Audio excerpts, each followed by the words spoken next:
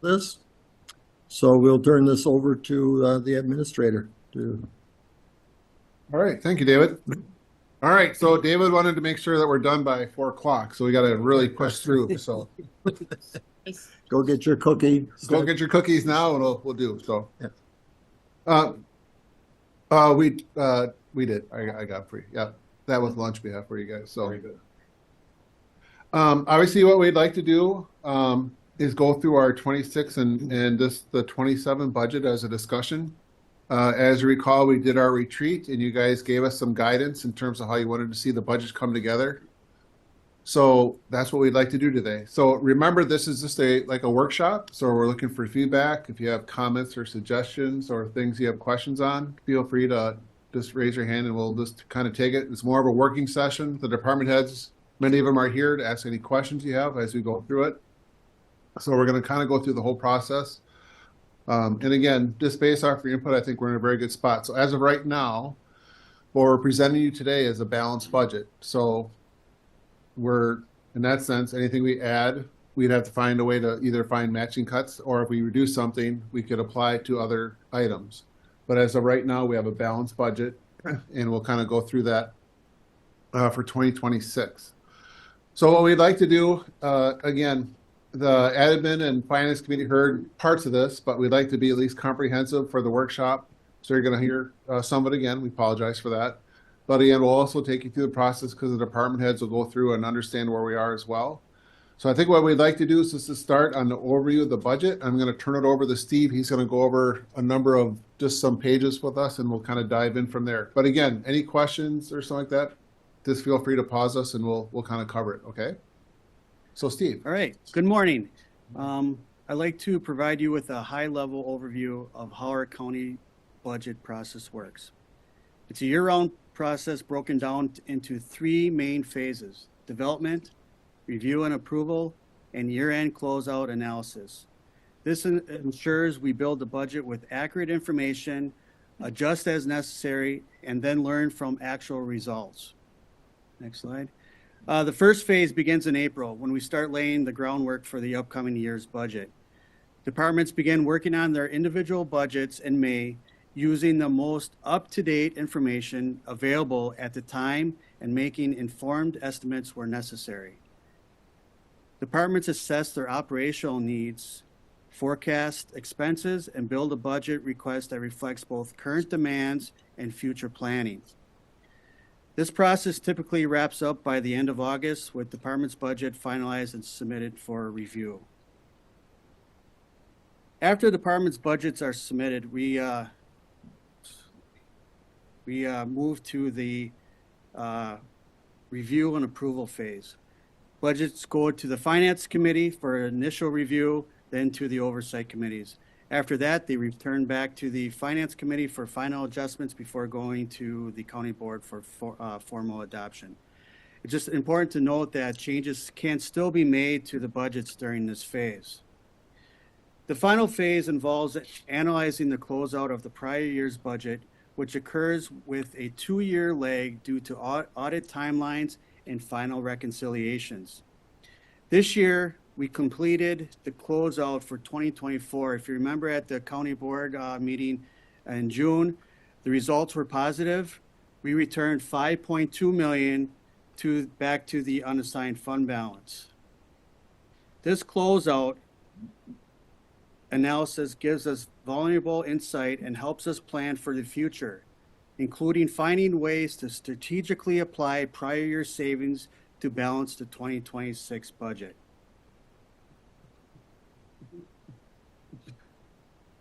So if you remember the at the budget retreat, and here where we discussed the key drivers of why the positive impact returned back to the unassigned fund balance in 2024. We had staff vacancies, conservative spending, higher than expected revenues, and interest income. These aren't guaranteed every year, but they show the value of conservative forecasting and operational discipline. As Ken said, the 2026 budget is balanced.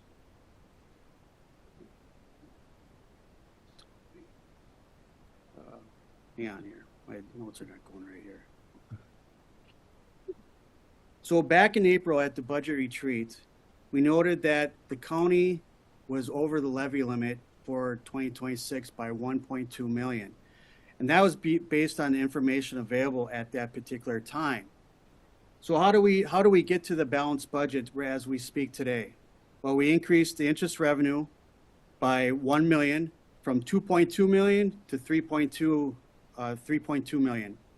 Refined both revenues and expenditures using updated data and captured operational efficiencies. Some departments also made corrections to set themselves up better for 2027. So now I'll go over in your packet on page 4. I'd like to go over, and it's on the screen here as well, is the 2026 levy limit calculation, as you're used to seeing that we've talked about in prior budget retreats. So if everyone's there and can see it, so the very first number, that 26,580,244, we start with that number from 2025. So the net new construction, as you can see right now, we got the word from the Department of Revenue. It's at 1.78%. This is the highest that I can recall, that we recall, that the net new construction has been. So just to give you a comparative, so for the 2025 budget, the net new construction was 1.633%. 2024 budget was 1.65%, and at that time, we thought that was the highest then. And in 2023, it was at 1.511%.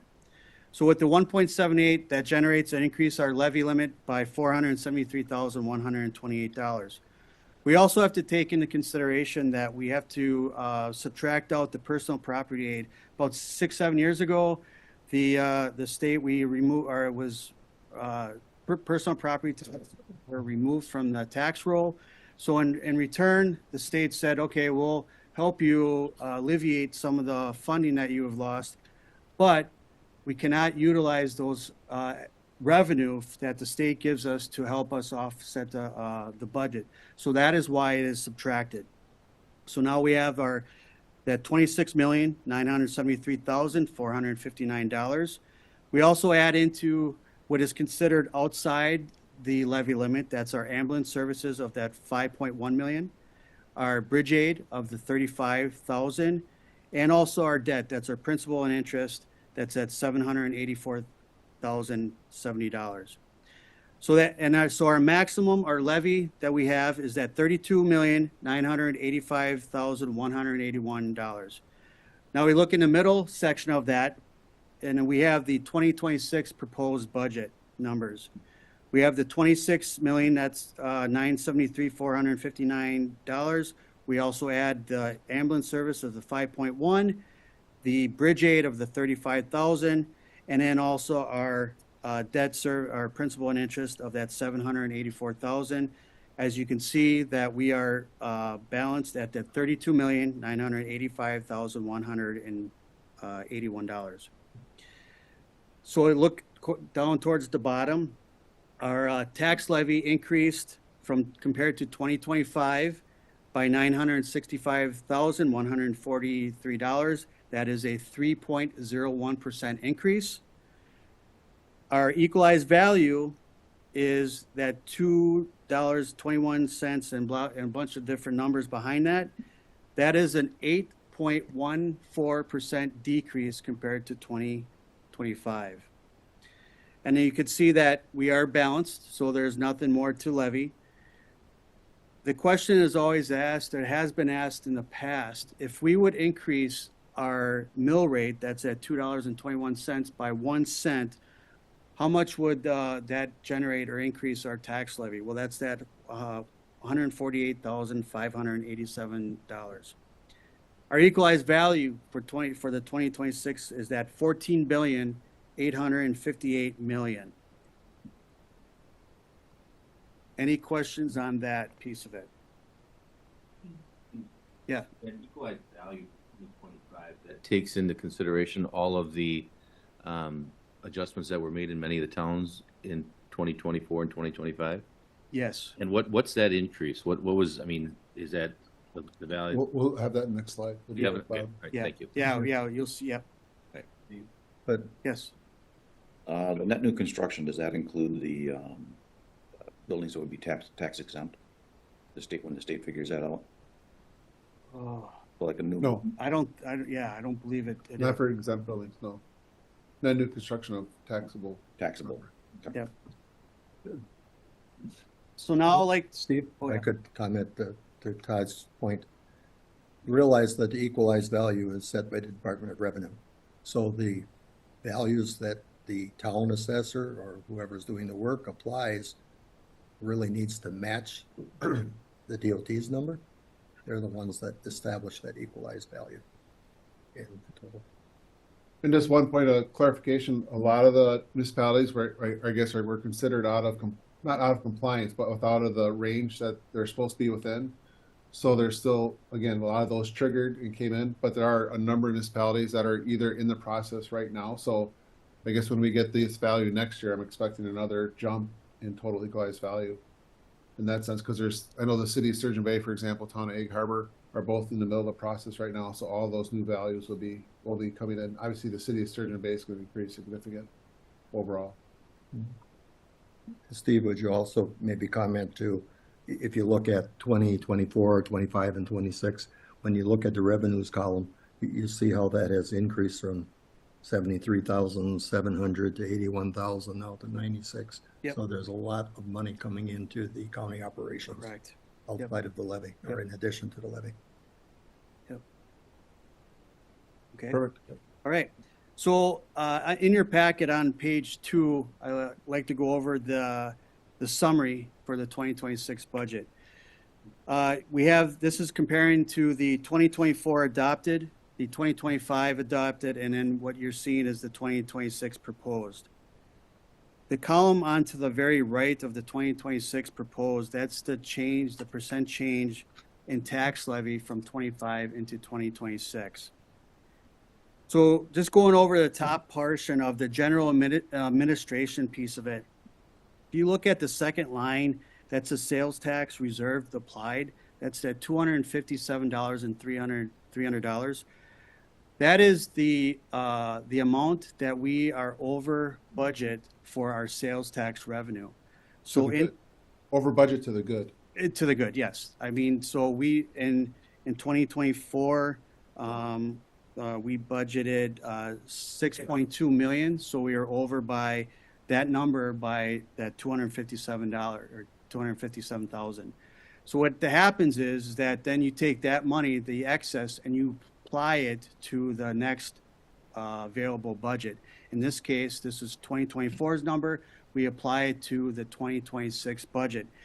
But just looking across, if you look at 25, 20, and 24, you could see that reserve. In 25's adopted, we used 1.4 million.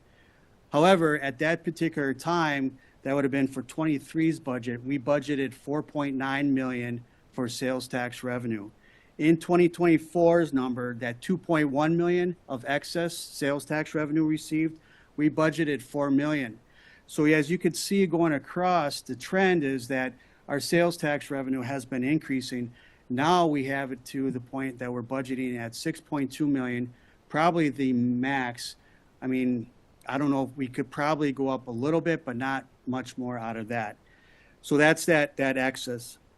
The other number I'd like to talk about is the other reserves applied, that 15,825,000.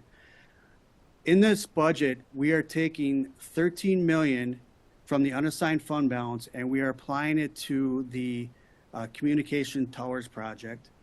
Also, we are taking 2.6 million from the unassigned fund balance, and we're applying it to the Justice Center roof replacement that's in the KIP scheduled for 2030. So that is that number there. Also, the expenditure side, that 17 million of 791,000. We also have to take that number of that 15.6 million, and we also have to put that into as the expenditure because we are applying it to these various 2 projects that I mentioned. So that is why you're going to be seeing a difference comparing from 25 and 24's numbers. why that number expenditure in the general administration is higher than what you have seen in the past. A couple other departments are that moving on down the down the list that I like to talk about is that that stand out is child support, that negative 47.4% difference from 2025. I figure I'll just point that out. The reason for that change is that there was increased in revenues for that department, and also there was a change in the calculation because they receive a grant for reimbursement, and so there was a change in the calculation for the reimbursement. So that is why there was a change in that department, and the revenues are a little bit would be higher. The other department I like to just talk about that you'll notice a change is the register of deeds of that negative 20.02%. And that is the reason because that department during the 26 budget increased their revenues. The other one on that first page is the UW extensions. The negative 28.52% change went down. The reason for that change is because they had a full-time position and now has changed that to a part-time position in the 2026 budget. So that is the change for those places as well. If we move on to page 3 of the summary, the other changes on there, I'll just briefly talk about the Health and Human Services. You'll see that went down by 0.79%. The reason for that change was because there was a position that was moved from the Health and Human Services Department into the Senior Center ADRC. So that is why there's an increase in the ADRC of that 16.37%. The other one I'd like to highlight is the capital projects. You'll notice that the levy for 26 is at 4.7 million compared to the 5.2, so it went down by 9.28%. And the reason for that change is because later in the budget for the 2025, we added the AV equipment for the courtrooms there, and that was added later on into the budget process. So then you'll work down on the bottom there. As David said, that you'll see that our total revenues of that $96,464,177. Our expenditures is the $129,449,000, and our levy is that $32,985,181 of the three. As you saw in the levy calculation, that 3.01% increase.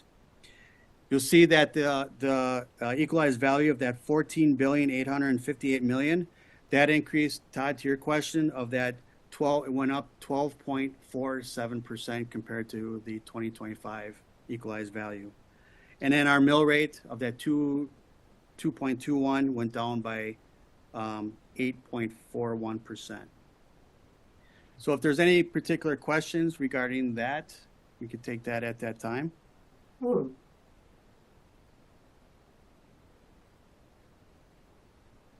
right. Okay, so with that, we're going to just get into some detail. As Nancy would say, she wants to hear the rest of the story. So we're going to provide some of that for you today. See, there you go. I listen a little bit, right? So, so we're just going to kind of cover some of the highlights of the budget, and we'll get into some detail, so that way you know how the budget was there. Obviously, we have it's balanced, but we'd like to also provide some detail of what's going on behind the scenes.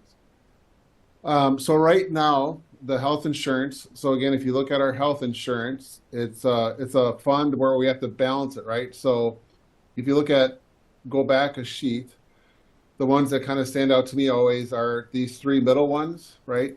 So we have our highway department, which is a true enterprise. So the highway department always has to have a balanced budget. So you'll see there's at 0%. Likewise, for our insurance program, you'll see that, right? It went up from, that 10.8, now we're at 11.4, but you'll see that both as a revenue and an expenditure. Now, again, that's within the cycle itself, but if you think about it, our expenditures are obviously going out to pay our providers and everything for it, right? But the revenue is actually within our payroll. In each department, in their benefits, they have their wages, right? And then they have their insurance and their retirement and all that. So when they're paying that, we're actually paying into this fund, which then pays the providers, right? But again, for health insurance, that has to be a balanced budget. Likewise, for workman's comp, that's just an item where we collect. We have a percentage that we charge each department, but then again, that goes to pay the premium for workman's comp. Just so you have an understanding of how that works. So again, if we go back then, again, right now, the budget includes a 16% increase. Our goal is to try to get that even lower, working with our advisor.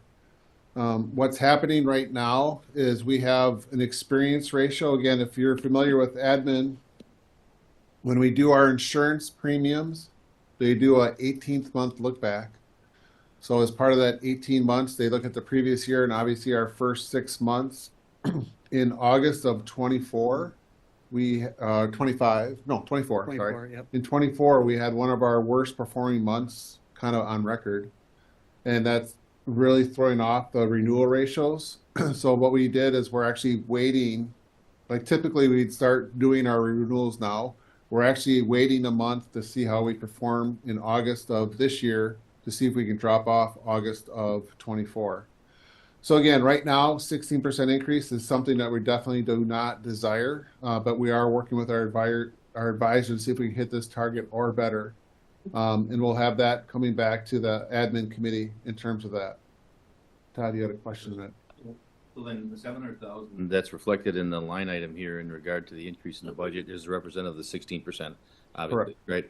So if I remember correctly, in the presentation that was given, that if we had kept August, that 16% is assuming the August will drop down, but if we had kept the August calculation experience rate in there, it would be 24%. Did I mishear that?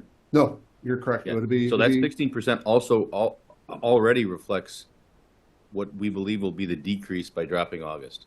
yeah. And that was conservative, so we're hoping that if we actually perform well, it'd be less than that. Yeah. So yeah, we definitely trended in the wrong direction last year, Yeah. for sure. Yeah. And that's real concerning, and hopefully we'll hear more on all that. Yep, 100%. Workers' comp, again, for that item, I just mentioned that before. In this case, we have no change. For property and liability, the budget includes a 5% increase. Again, that's just our best estimate. We usually get those actually in November in terms of our renewal. That's through Aegis, correct? So that's for all of our property insurance, for all of our facilities, and all of our liability. But again, that includes a 5% increase. We've been pretty close to that in terms of our trend. Yep. Again, the county sales tax, Steve had mentioned, we budget that at 6.2.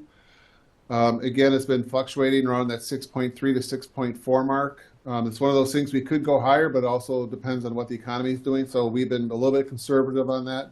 This had Steve had mentioned. And then our state shared revenue, that was the numbers for that came in higher. So that came in at 637,920. So that was an increase that we got in shared revenue. I think the previous year was 574. Actually, it was 616. Oh, 616. Okay, sorry. 616. I had the wrong number in mind. So one thing that we do have are some special projects that are built in. And again, it's not in a department budget. It's actually under the finance general admin budget, is we have a line called for special projects. And I did provide an update on that. We're looking at doing the second phase of the library study, which is looking at implementation of the audit recommendations. That'll be coming forward this month. And then we're also hoping to do an update on the operational study for the sheriff's department. It was called the McGrath study at that point in time. But both of those are built into the budget for us to consider for next year. Question. Nope, it's good. Roughly how much is in there for that update of the operational study the staffing needs? I believe the original study for that was around, Tammy, I don't know if you remember the original cost. That was way, way back, but 50,000. 50,000. Yep. I think that's important enough, Ken and Steve, if you could find the funds yet this year to start moving on that. You know, Okay. if, I don't know if they're there, but again, there's a home committee for that, but I think Did we just start that? that's really important. Okay. Yeah. Okay. Any other questions?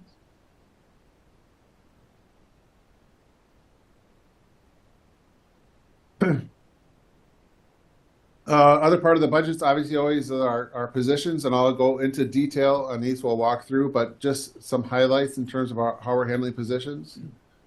Primary position changes that are significant. Human Services removed the AODA coordinator and added an Adult Protective Services lead. So I don't know, Joe, just want to take a second to give an explanation for that for the committee? Would you go to the mic, please, Joe? Sorry to catch you off guard, Joe, but I figured maybe we'll cover it in detail now. No problem. So we just have increase in our adult protective services referrals. We're up. We've had more through the end of July than we had all of last year, this year already. So as we're trying to take a look at trends, I mean, obviously AODA continues to be a challenge for us, but we really need to add some staff on that adult protective service side. So we transferred one position out of the human services budget into that senior resource center budget. And if all goes well, I may be coming back to you next month asking to move it now instead of waiting until next year if you're okay with that. But that's what the change is about. I'm happy to answer any questions. Thanks, Joe. Yeah. The next one is in the Sheriff's Department. We're adding a security deputy. I can cover part of it, but also the sheriff is here if she wants to add more. But in short, when we went through all the negotiations, we did a detailed, I guess, review of the staffing levels. And it was also part of the analysis for possibly going to what's called the Pittman schedule or a different, I guess, 10 or 12-hour schedule. Either way, when we did all that analysis, it was determined that we were definitely short-staffed in that location. And by adding the staff, it'll actually help stabilize our operations there, both in terms of, I guess, forced overtime, but then also, I guess, the stability for the officers working there, not having to be forced to work so much overtime. So that was considered a priority, and we have that included in the budget just for our operations for the jail. Sheriff, would you like to add anything else to that?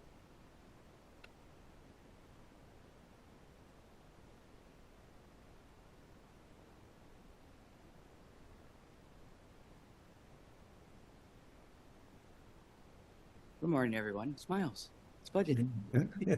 I guess just to share a little bit of how we got there. So back in 2020, when we did get the McGrath study, at that time, the recommendation was 24 staff. So we have been kind of going from 18, now we're at 21. And even at the 21, I have 5 open vacancies at any given time. I, knock on wood, have hired them, but now they begin their training process. Some of the reasons people are leaving is a lot of forced overtime.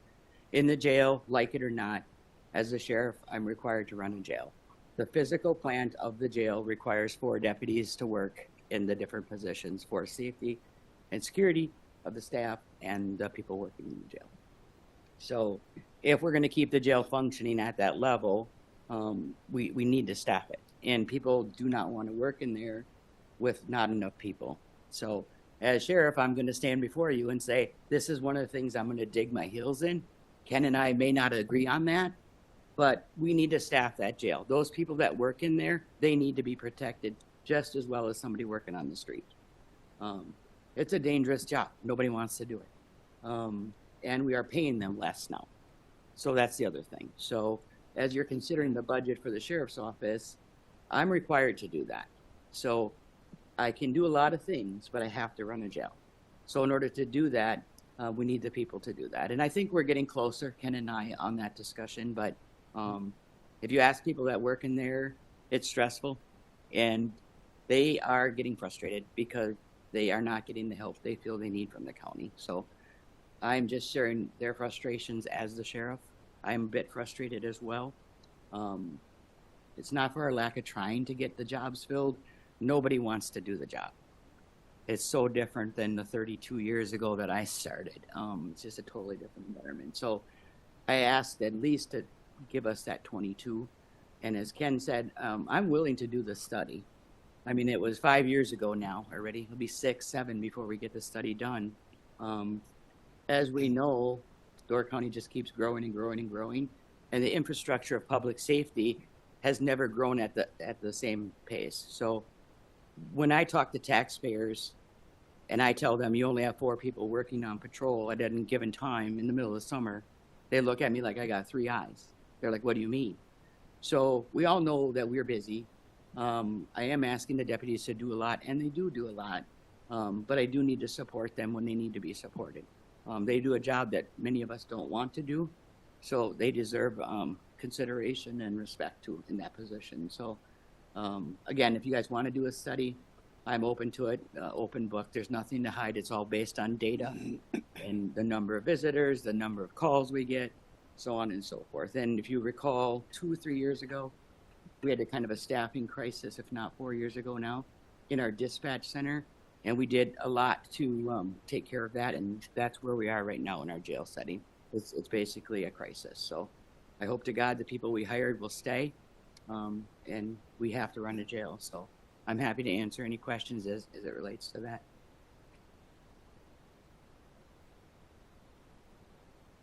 Or not. All right. All right. We can always come back to. So thank you for that. The reclassifications, we have 5 positions that were reviewed by our compensation consultants. I'll get to that. We do have a slide on that coming up. Right now, this budget does include a 3% cost of living adjustment called the COLA.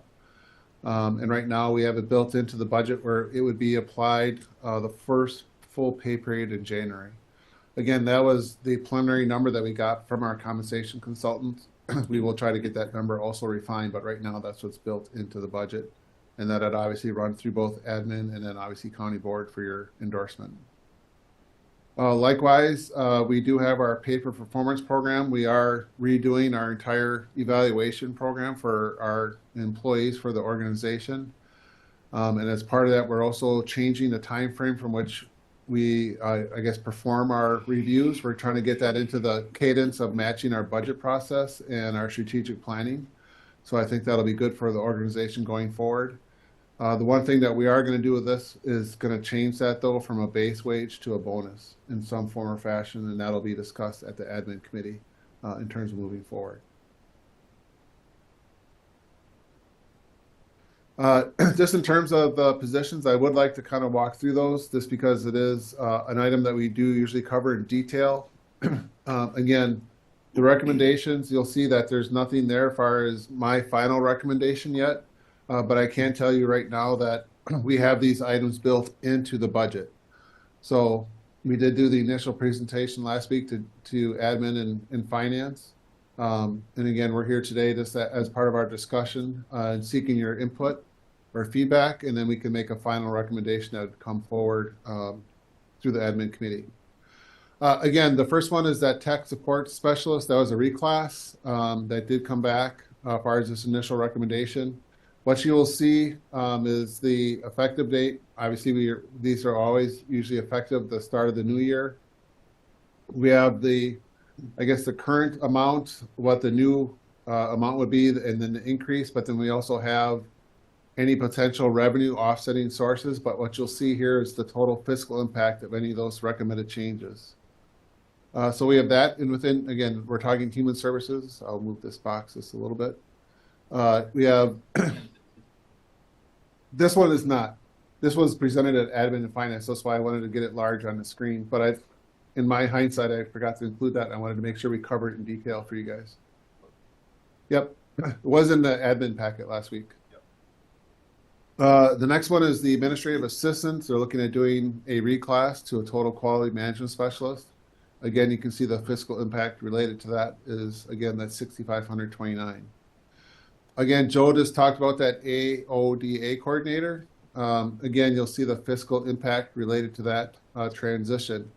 And again, the transition, as you saw in the budget, is the human services side of the budget goes down and the ADRC portion of the budget goes up correspondingly because we're actually moving that position in terms of where the budget allocation is taking place.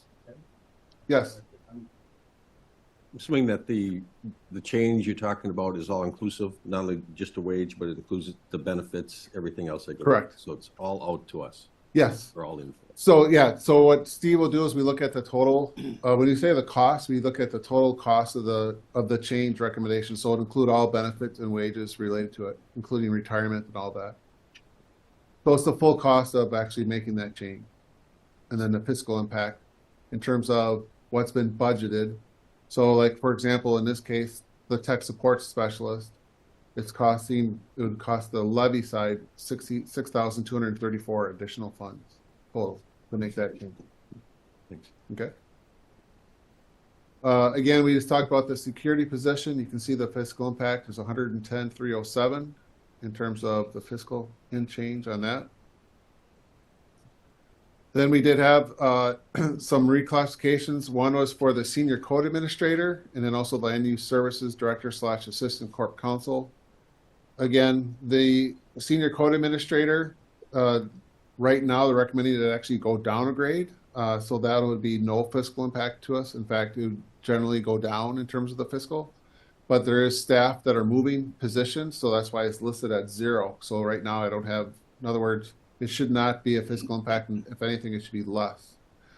The land use services director, assistant corp counsel, again, that is, we presented it here as an initial 0, but we did let the committees know last week, is that it also, there's like an impact in terms of the child support director and also the register of probate, because they're all, I guess what I consider, they're grouped together in a way, but also not. So I would consider the assistant corp counsels grouped together, but our register of probate family court commissioner is also a reclass, but it's also part of our scoring process. So all 3 of those positions are getting re-reviewed by our consultant based on information that we submitted them in terms of doing that update. Correct. A final recommendation. But in either case, when we ran the initial recommendation of numbers, there would be no impact on the land use services director salary. The register of probate, based off the initial recommendation, would be about a 9,462, but that is draft at this point in time. That's still being updated. So is it safe to assume the reason there's not an impact on the budget when you reclassify, is there overlap in the classes? Do the N's and the M's and the O's? Okay, so that's why you're not having an impact. Gotcha. Right. And again, this is an open record, but in case of the land use services director, before we hired that person, we had that discussion and we discussed the potential for the reclass, but the wage would remain the same.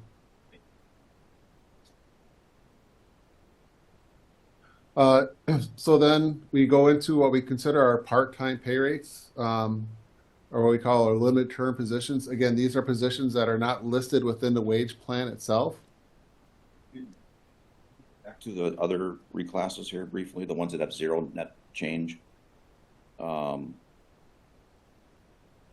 old term redlining, which I think still does exist in our pay schedule system, that would put them at the top end of the, presuming that reclass occurs this way, that would put them at the top end of their categories, right? Again, if you're getting specific on the senior code administrator, that individual took a new position, so that position's vacant, so there is no impact. And again, for the land use services director, again, we have a set wage that we negotiated as part of the process, so it would not change. So we negotiated a set wage outside of our schedule that we have. No, it's within the schedule. It's just that we said that we'd be willing to bring forward the reclass, but the wage that was set matches within both scales. So it works within both scales. Okay. Thank So you. there's no fiscal impact of that aspect.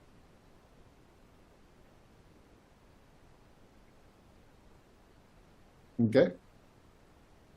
Sorry, then going on to, again, was either considered our limited term employment. For these, what we do is we work with the department heads to seek input if they're having issues within those areas in terms of the positions. In most cases, what you'll see is a 3% increase on those wages that has been included.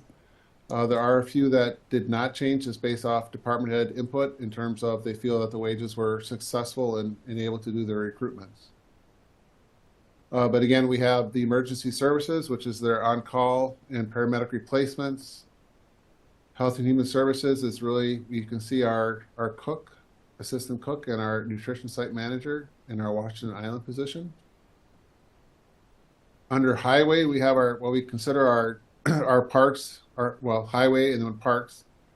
Those are usually grouped together in terms of the class of the workers, but we do break it out separate because again, remember the highway has to have a balanced budget.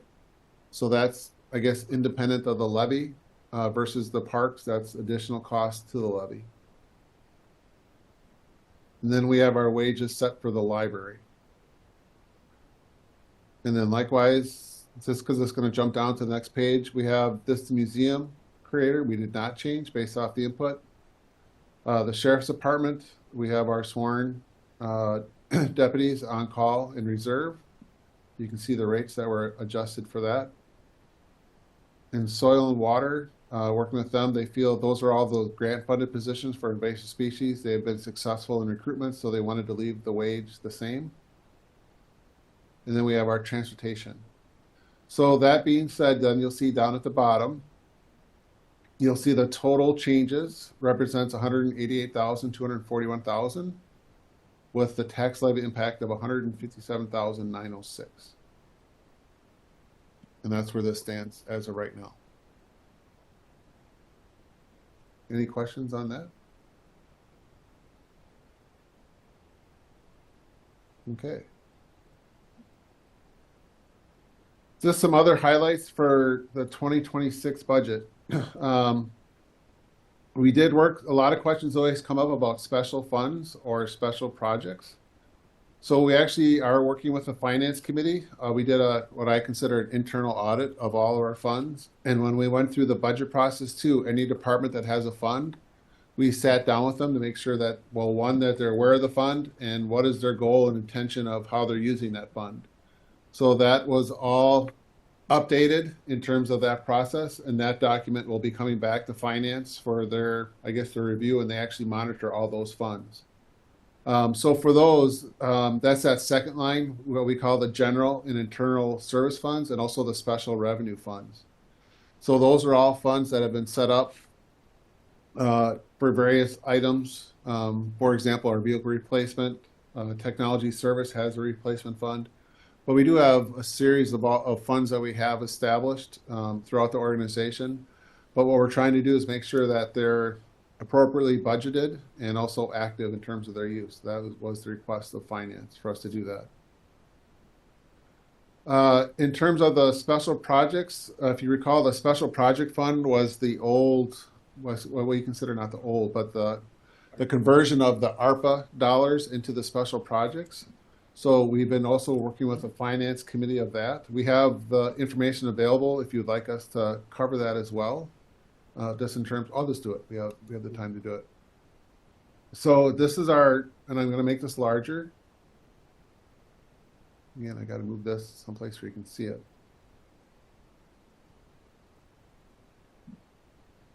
So Steve, do you want to kind of just go through the columns for me? Yeah, so what you're seeing here is the balance that was from 2024 for each of those various different, I'm going to call them buckets right there. This is updated through expenditures up through July 31st of 25. And then what you're going to see in the right-hand column is the amount that's remaining left over for that particular project or program. So instance, for broadband, you're going to see that 266,000, that's the remaining so far. One of the things, and with the broadband though, is that for the broadband coordinator, there will be a change, or I usually do that adjustment to move it because there's no tax levy for the broadband coordinator. It's all coming from here. So I do at the end of the year, when everything's posted, I move it from, I make the adjustment to move the expenditures to this portion right there. And then as you can see, the various different initiatives or buckets that are going down. Why don't you just walk through each one? Okay, I'm gonna have to walk over here so I can see it. I can't see that far. Yeah. All right. So if you can hear me, I'll yell. We have environmental. So the Phragmites control, we have 100,000 is remaining for that particular, the well water testing. They had a budget of our remaining balance of 177,000. They used 24. They had 153. So that particular environment, they have 253,000 left over for what was allotted for them. Then we go into the health and human services. We have the child care program that we're giving to the United Way. We had 72,000 left over, 24. They have roughly about 58,000 remaining as we speak right now. Then you have the sober living facility, that's 758,000, and they have roughly about that left over. Then we put in there the electronic beach signs at 10,000. What that is for is that there was a change because they have been putting beach signs around the various beaches, and if there's any type of maintenance that needs to be made, we are going to utilize this $10,000 for any repairs that may need to be happening. So that's what that one is for. And then we go into the emergency services. It's their educational program. They have about 108,000 left over. And then we have this reserve, this 6,000 or initiative 6 at 286,000. That is just sitting there. That is not allocated to any specific project. So this could be utilized at some point where the finance committee could say, okay, we're going to put it to this project if they like to. We also added in here as part of the 2025 budget that 650,000. So that was approved in the budget process to help with the land use services department when they had those 2 additional positions to help pay for those. And that's what that is. So as you can see, there's nothing been spent right now for those. And so remaining left over in this fund, we have a little over $2.3 million left over in this special projects fund that could be utilized. Initiative 6. Transfer to Phragmites Control 8/2024. So Why is that line entry still there? I'll take it off. Okay, that's fine. But so there was some funds that was decided from the finance committee to move to the Phragmites control out of that. But yeah, I will. That's just an old entry, okay. Yeah. Okay, I'll that's leave fine. that, yeah. Any questions on that special projects fund? Why is there not anything in the county address? So the county addressing was, we set that aside as KIP funding. Yeah. So that's a separate, if you recall, what we did is we had money that came in through the federal government. At that time it was called ARPA. Mhm. It equated to a certain amount. Under the ARPA rules, you had to spend that under certain rules and also a certain time frame. To, in essence, show that money is being spent, we took that money and we applied it to the highway department projects for that 1 year. But then we took the highway department money that we would have allocated and made it into a special projects account. And that's what this represents. So the addressing was not originally part of any ARPA funding. The addressing was as part of straight KIP funding. And we'll show you that in a second as well. So this, I guess the best way to say it is that the KIP dollars are considered as almost like a separate fund account versus what we call the special project account, because these are historically tied back to the ARPA allocation. And that's what at that time when we worked with the finance committee, they wanted to keep it separate that way so we could track it. Continue to listen as we move on, but my mind in the meetings I sat in, and I think it's notwithstanding what you're talking about in terms of transferring because they had to be balanced, is that I thought we very specifically allocated some of these dollars to county addressing. I think it was like 600,000. We took 200,000 200,000. to apply it. So that's why it's not in here. It's already in, we moved it into the KIP. So when you see the KIP, well, it's not in here because it's been prior. It was a prior year allocation. Out of the ARPA fund. Yeah. Part of it, You're yeah. correct. Yes. I'm right, yep. Yeah. Thank you for the clarification, Todd. I know what you meant. Yep. And please remind me, the red item at the bottom of land use services, why is that on this page? Because we took money and we're moving it to the special projects fund, and to help allocate, there was it was like for 2 additional positions. However, what we're going to do is we're going to take one of those positions and we're going to fund it from this special projects, and that's what we're doing, and that's what we budget for in the 25 and 26 budget. Right. So it's roughly about 112,000 for the individual, and we're taking from here and to help pay for that. So we added money into the special projects fund? Is that what the, Yes, 650,000 We- in addition to the? yes, Yes. Added into, I'm just clarifying that that's. Yeah, yes, you're that is correct. correct. That is correct. And the reason why we did that is that usually for KIP, or if you do a capital improvements, usually it's a capital related item. So we didn't want to throw it in a KIP because it's not really. In this case, we set aside funds for trying to get caught up on the backlog within land use services. So that's why we set up as a special project or a special account. Mhm. Colin? Then just to clarify, going forward, it's not all ARPA funds if we're putting $650,000 in there, correct? Yeah, well, the bottom one would be not correct. That was, that was actually allocation, so that is correct. So we should probably fix that, the heading on that, or how we present it.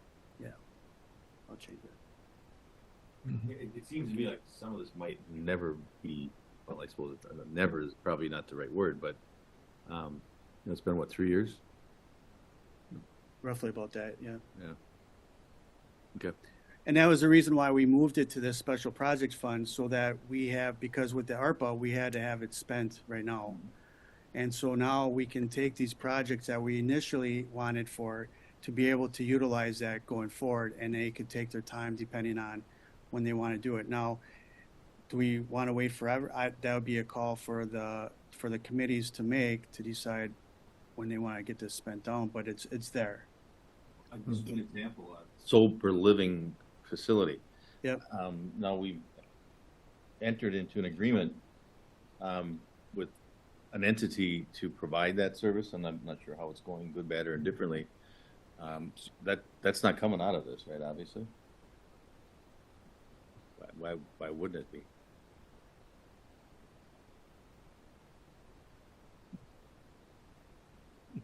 The, go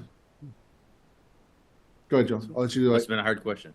No, So- no. No, I'm not sure what the question was. Well, the- shall we state it? Yeah, so no, So we allocated $750,000 to address sober living. We've made progress in the essence that we've made an agreement with folks that are providing that service for us. Right.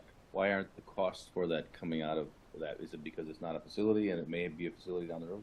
well, we took those funds, we were thinking about purchasing a building. Mhm. We pulled the contract in, so we got an agency that's doing it for us. Mhm. And we have written other grants that have been able to supplant that money, and so we're using those grants instead of our local money that's available. Yeah. And that's how we're funding it currently. That's for a women's house only. We still don't have anything set up for men. But yeah, we've got 2 additional grants that we're using to support sober living housing. And then you gave us a portion of some of that funds to use for that about a year and a half ago. Okay, all right, good answer. But we aren't currently spending any of that, and we don't have a plan for the house at the moment. So from my perspective, we need to ride it out. We've been running the sober living house for women for about a year, and we are in negotiations for trying to do something with a men's house, but we don't have a facility for it at the moment. Thank you. Yep. Todd, I guess I'd comment to you there. I think you're absolutely right. We need to keep track of these special project funds, and they should probably be spent down at some point once we, establish how that, in this case, how that facility is running. But we also, if we don't watch and look to reallocate, we run the risk of having those funds stay there for too long of a time, and they're just not being utilized. And in the area of land use services, that was, some of that staff was expected to be temporary. Right. On a catch-up basis. Yep, And so if you remember for land use services as an allocation just to really ramp up the staff, we have not, we are starting to take funds out, but the first year we did not, mainly because we adjusted all the fees and we had significantly additional, how do you say it? We had increased the revenue significantly that actually offset the cost. So we did not have to tap into it for that first year. But now that we're going forward, I think we'll start seeing some of that drawdown occur because Steve's tracking that. Well, we probably, unless something comes up major in terms of new technology implementation or ideas that I know that they're looking at, my goal would be is that we could probably look at adjusting that number as well. I think we have to have a very smart squirrel to figure out where we buried all those nuts because we got lots of stuff buried. Thought a squirrel never forgets. Unless he gets run over by a car. Well, again, oh, But- go ahead. Broadband section there, does the broadband coordinator come out of that number? Yeah, Correct. that's correct. And then just for that program, we've had discussions. I know Jess is here, but I know he was the chair at sitting down. Again, it's been even the past month has been a complete rodeo in terms of what's going on with the broadband. I think what we've done with that position has been critical to our success, but they did do all the beat auctions. We'll do an update because we don't have the updated map, but it's been a mess in terms of how they're doing the beat and how they're going to implement some of that. But I would foresee for sure, and, in our talkings, we're looking at least this year and next year for that position to continue because there's just so much work related to that. It's one thing to say that you have some of these areas under contract, but actually making sure that the contracts are getting executed. So I'm thinking at least that's one of those areas where we're probably looking at least 2 years in terms of, I guess, getting us across the finish line. I guess it's really important for us of all the work that we've done, just to really make sure that we kind of finish this up the way we need to. And it is definitely a moving target very fast. So, Ken, I guess I was just told a little bit about the latest speed grants. I think it's important enough if Jessica could. sure. Just want to give them a short overview or the latest updates, and then we can do like a full update later.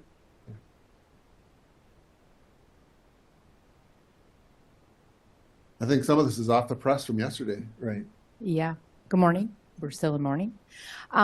So overall, as the county, we had 92% of our locations were funded to fiber services that were eligible for BEAD. 5% went to low Earth orbit under Starlink, and then 3% went to fixed wireless, licensed fixed wireless. So there is a map that correlates all that, and I am going to do an update with you next month overall, but I'm very happy with where everything landed and what things are looking like. But that is just a preliminary proposal that's going to be sent to the feds, and that has to be approved and then sent back to the state, and then contracting would happen after that towards the end of the year. But NTIA has agreed to a 90-day review to get things back to states to kind of get money rolling and flowing. They would like it to kind of start December-ish is what they'd like to see funding being issued to the states to get work going. Good news, actually, for all of our areas. Any questions at all? Importance of this position, that map that just came out, our town in Assawappi is going to have 4 or 5 different providers. I mean, silly, but that's how the bidding came out. Yeah, you're unique. And how all of this funding landed, for some reason, with the new guidance, the project units that were established, providers were able to kind of bid on pieces of those locations and break it up and say, well, we can give priority to these areas, but we can only serve these areas under this budget. And then what the state had to do was step in and go into negotiations with other providers to kind of fill the gaps there. So the areas that where Starlink was awarded in low Earth orbit were areas probably where providers said, I'll take kind of this slice of the pie, but this is too far out of our return on investment. And then they filled it in with that. But comparatively, when we look at regionally and even statewide, with only having 5% of LEO awarded, that's really great. Like, for example, Marinette County was 100% low Earth orbit. Beth? The link portion, how does that work? I mean, the grant money, does it set up their equipment? Or, I mean, it's 120 a month. I don't have details on that yet because the state hasn't released it yet. I think what they're doing is the state funding is covering the equipment piece, but then yes, if you want that service, then you still have to carry it. And although the new guidance kind of removed the affordability language and piece, there was still language that the state left in and asked providers, please provide us information on what your low cost is, but low cost under Starlink, when I look through that information today, is still $80 a month. So that's not low cost comparatively when you're looking at the fiber services being, $40 or $50 a month. That's, double that service. So it is unfortunate for those areas. What about the existing, I know two of the potential bidders are service providers in our area already. What about the customers that already have those services? What happened to their potential fee changes? Customers that already have Leo, Starlink. Starlink. Forget the other wireless that's in here, yeah. Door County Broadband, yeah. Oh, So licensed wireless. people that already have those services now in those BEAD areas, Mhm. what happens to their service? That service would stay in place if the provider is going to keep it in place. If someone bid on, if that location was eligible and then it was bid on, say, fiber services, that is just providing that access to them. I guess what I was referring to is the cost.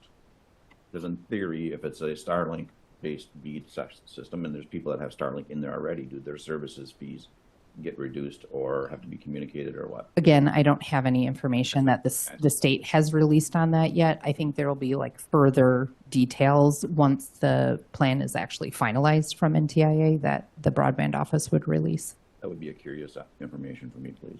Yeah. But Jessica, if you already have Starlink and you're in that BEAD area, you can opt to either one. You can, absolutely. Like if your location was eligible and you had Starlink, it's just giving you competition so that you can choose whatever you would like. I don't know that they're going to adjust or lower their plans. I haven't seen any information released from Starlink or for the broadband office on that. My real connection would be to those individuals having to replace their equipment that might be fairly integral to their system. They are supposed to, any provider is supposed to offer a reasonable installation cost that is, I believe it was $100 or under. So that would be their replacement cost on that. I was happy to have Jessica make some comments here because it's good news to the municipalities that didn't enter a contract earlier. They have an opportunity, but I said more information is coming and you will give us an update. But I think it's significant that Yeah. our position also helps this process with the municipalities. She's there to help, probably not to stay off track of our main purpose of our meeting here. You all have my email if you need to reach out and ask any more questions. You. Thank you. Yeah, just to close out on the broadband topic, we also had some 911 addressing funds that were unused from some municipalities, so that's reflected in that number as well as that. I think those unused funds, Yep. WIP as well. Yep. And I think our goal is the fact that make sure we can manage this transition with the BEAD Bob for Southern Door, Liberty Grove, and some of those other areas, and do that given the way that that Jess continues to provide that focus, and then our transition, and we're going to be changing our board as well, is the fact of to help drive in the remaining amount that we have in this funding to drive towards adoption, right? It's one thing to have a line going down the road, but with our elder population, et cetera, we need to make sure that we can focus on adoption and make sure that there's proper usage, but overall, this position or role is going to sunset. So we're making sure we can drive adoption, utilize our funds effectively, and then maybe in 2 years, to Kent's point, we can fund what that next transition is. But working with United Way and the other partners in the community relative to helping drive education and adoption, that's where we're going to start that focus on next year while we help the new BEAD recipients be able to get on board. I think it was good enough news to have the board become aware of it, but Yep. Oh, yeah. I'm sure you want to Very get back in here Sure. into your presentation. So let's just go back to the budget highlights. In this one, we're kind of Steve gets excited, right? I don't know if you guys will, but Steve gets excited. But we'll talk about our capital improvement planning. I think we did Steve and I did a lot of work on this, and I think we really have a good plan set up for the next 5 years. And again, it's a plan. But I think we have a really good vision defined that we can kind of rally around, and we're really focusing on priorities. I think that you guys gave us direction on at the retreat, so we appreciate that. So really, the capital improvement plan, again, our goal is trying to meet approximately 4.6 million. It'll go up or down a little bit. Our goals, you'll see it's actually even come down a little bit in terms of our CIP investments. And again, that can then go to our operational expenses. One thing that we listened to from the supervisors is our highway program. And again, we prioritized that and we adjusted some of the spending related to that. We also took some of the funds from the museum and archives, but not all of it yet because we're right in the middle of that study. I wanted to provide comments back to Randy when he's here, but we are doing that study on the museum and archives in the Yonkers building right now. So we'll have results of that by the end of the year.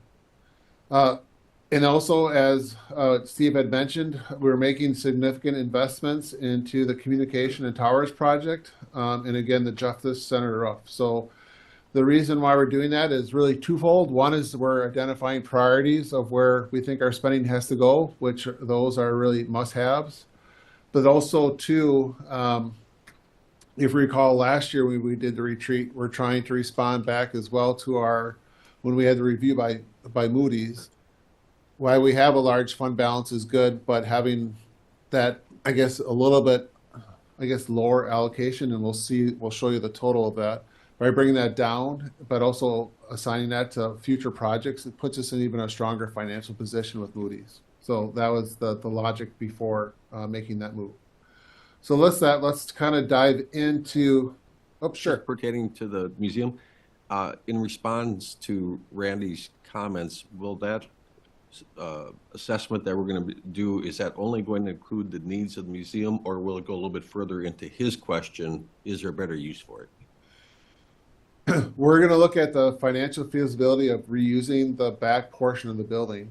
And then, what would become of the front portion would be discussion, should it be a parking lot to help offset parking needs in the downtown, or should we put some type of commercial in front of that? I think that'll be looked at in terms of options, but we'll bring that up with the consultant. All right, so I'm going to turn it back over to Steve because this one, it's once you read it, you're really familiar with it. I'll let Steve kind of run through it with you. Okay, so this is in your packet on page 5. We have the various, on the left, the departments that are requesting the capital projects. We have the project name, then we have the year that the project was initiated. The middle portion is for information only, but that's just to show you that what is in the reserve, the carryovers and the various different reserves for those various projects. Then we have the total estimated expenditure, and then we have from 26 to 2030 is when the various different expenditures that are taking place in that particular time on those various projects. Down below in the funding sources, one area I'd like to talk about is the tax levy portion. In 2026, we have that 4.7 million that we have for tax levy. In 27, projecting right now, estimated at a little over 4.8. Then in 2028, we have that little over 3.7 million.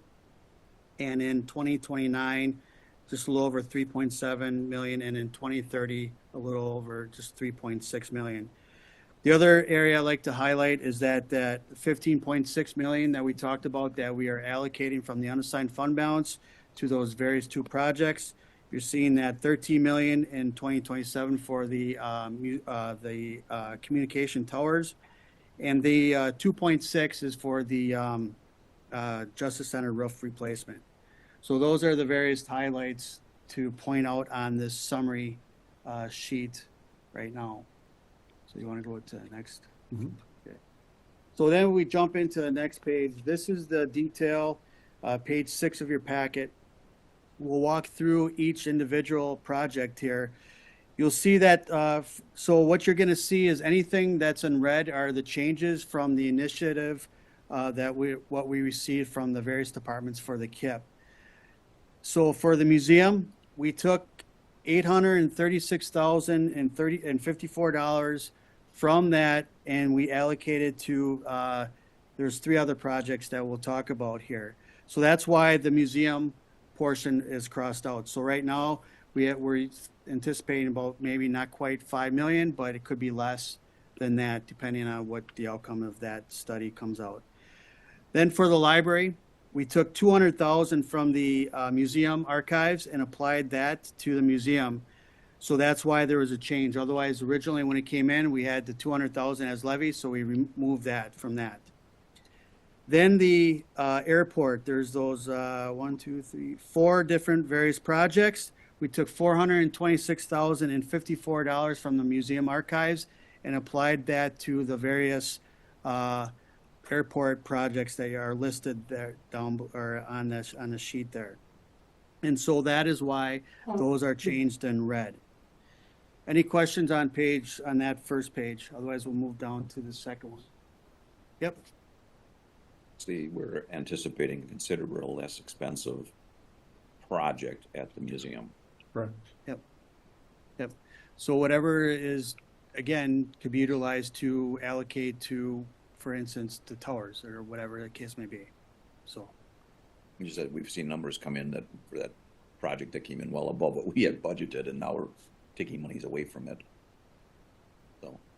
No, correct. But again, I guess we're going off both last year and also the retreat in terms of retooling that project and really looking at it in a totally different financial position. Agree with them. So that's why we're scaling that back. Okay, so then for the highway projects, as we are, the priority of the for the KIP is with highway roads and that, and so we're trying to make sure that we're doing roughly about 16.2-ish miles of road construction. So in the red, the Scheller Road, that we added that in there, that 50,000 is what we have from this year. The other one that was changed is the County E, Elms Point. What was changed was that it was originally at 0.9 miles, changed that to 0.8 miles. That's why that one is changed. Then the one that was added was the State Highway 4257 to Glidden Drive. That was 4 miles added in, and so that's why that 638,000 was added to that. You're going to see the 85,000 and the 106,250 crossed out. Those are projects that are considered crack fill and chip sealing projects. And so what we're doing with that is we're taking that from the highway reserve that's in for roads in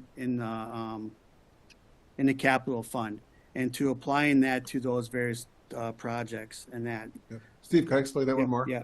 So this, so the county board understands, right? So let's keep the numbers simple. So let's say I budget 3.5 million for THAD for road construction. At the time, that's THAD's best estimate, right? Oil prices change and all that. But let's say he does all those projects and he performs well and he spends 3.3 million. That 200,000 does not go back into an undesignated fund reserve. It goes into what we call the highway reserve. So right now, for example, that reserve, when we bring it to finance, is about $1 million.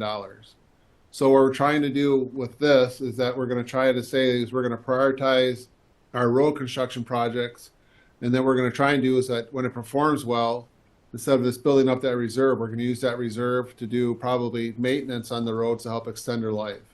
So again, that's our approach to try to make that a priority, and thought that was a good approach for us to do to try to extend that life of some of our roads in terms of meeting that metric. So from my standpoint, I think it's kind of unique, but also very positive in terms of how we're trying to address those capital needs. So, sorry, Steve, keep going. So in total, that we're doing about 16.2 miles of road construction, 4.5 miles of the chip seal crack filling. So for a total of 20.68 miles of whether construction or maintenance on the county roads. Moving down to facilities and parks, there's that Cana Island installation of the 125,000. That 125,000 is coming from the Cana Island Reserve. So that's why there's no tax levy for that. And then you'll see for under emergency management, the vehicle barriers, we're also taking that 210,000 from the museum archives and applying it to that vehicle barriers for the 210,000. So that is allocated for that 538,000 from the museum archives into these various projects. Then for emergency services, the Egg Harbor Jacksonport Ambulance Station, the change on there is that we're just splitting out the tax levy of the 1.8 million. So we're doing the 900,000 in 26, and then the other 900,000 is going to be in 2027. So that project is projected estimated at about 2.3 million. So you at the bottom. Can I just add Yep. before you go into the total? So on that project, again, why we have it budgeted, that does not mean we approved it. So this is one of those chicken or egg things. So we're budgeting for it, but it's going to be at judicial and public safety to kind of review those studies again, look at all the data, and in essence make a pitch back to the county board that we proceed with that project. So we kind of reached that point. So what we're saying is that within the next 6 months, we'd like to have that come forward as a recommendation. Then if you guys would actually authorize it as a project, we have the 900 plus the 5 set aside. We'll budget another 9 million to based off what we build for a budget. But again, while we have it there, this is one of those where, again, just because we have it there, it's not authorized yet. We want to make sure it goes through the committees and then up to county board for actual authorization as a project. But again, this is us anticipating the discussions and all that and the potential need. So just want to give context to those numbers there. Vehicle barriers, I don't understand that terminology. What is EMS using that for? So that was discussed at the committee level. So what they're doing, one of the biggest concerns that we have in terms of both emergency management and also from a public safety standpoint is individuals driving into crowds at festivals. So what happened is the city of Sturgeon Bay has purchased 2, I guess what they call mobile units, where you set them up at your primary location and they're used to block vehicles from driving in. So if they would try to go through that, they'd hit that barrier. And I know Aaron can describe it, but in this case, they'd actually roll up and the car would get lifted up in the air, or the truck, whatever, be related to that.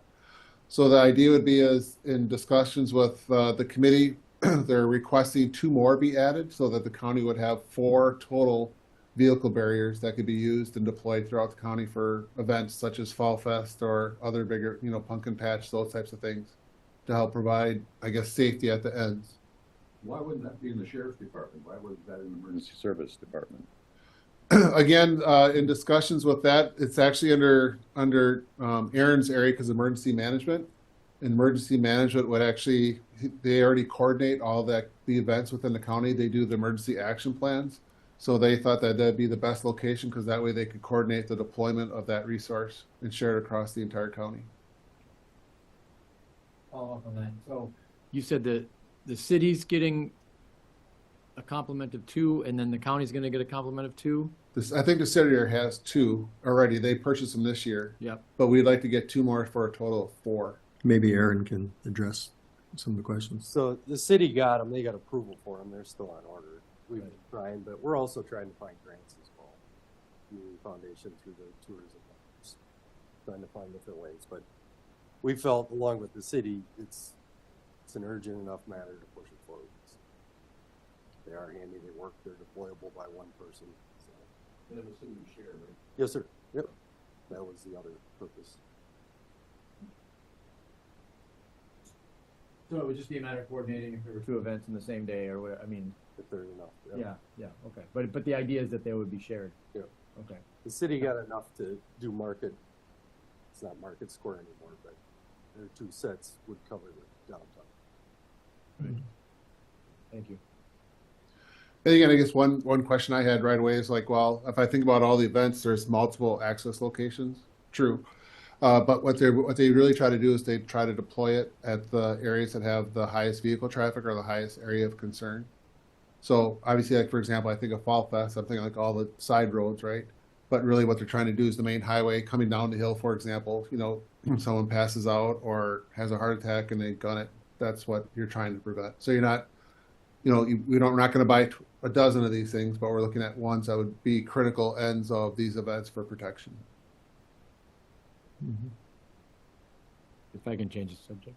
Oh, Or go are we for done it. with that one? No, go for it. Thanks, Aaron. The Shower Road project, the majority of the money, is accurate that most that's coming from the state? And I was curious, you know, it's a county road, so how in this case do we get all that money from the state? Is it because it's in a state park, or what was just curious why, you know, why that, I mean, it's good, but I'm just curious how the money's coming from the state. Most of the money's coming from the state for that. And actually, have to be updated because in talking with Thad, we will not qualify for the grants that he thought we could use. Again, because we're not making improvements, we're actually constructing a new segment of road. So what we'll probably have to do is shift that 371 and put it under like other, and we'll try to get grant funding through other options. So it wouldn't be state funding, it might be through the community foundation grant or something related to it. We'll have to find different funds for that. Is that correct, Thad? So again, that was part of the process. Since we put this all together, that's been changed, but that'd be an update that we'd make for the adoption and for the Dave? Then build on that. This is a town road. What part of this is actually county road surface? So the portion that we're budgeting would be the entrance, which is part of the county, I guess, entrance. So it is still just that portion. Just that portion. The rest of the project would actually be funded by the other communities. Because as written, it doesn't imply that. It implies that it's actually the entire project. Again, we're showing what the total project funding would be. In this case, the assumption would be is that the county would be the one actually constructing the road under the contract. In this case, it'd be the town of Sebastopol. So then shouldn't we have an other for if the town of Sebastopol is actually funding it, shouldn't there be an other entry in there that says that they're funding it? Right now, it's still written as if we are doing the project. The 371 would be that 371 was intended to be grant funds that would fund on behalf of the towns and the county. So yes, it'll all be other when we bring it back.